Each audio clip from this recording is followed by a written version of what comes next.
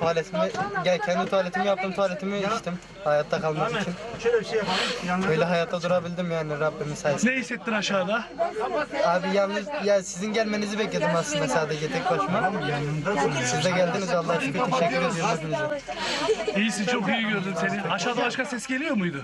Köpeğim vardı abi, onun sesi geliyor sadece. Anne köpeği Geçmiş olsun. geliyormuş Teşekkür aşağıdan. ederim.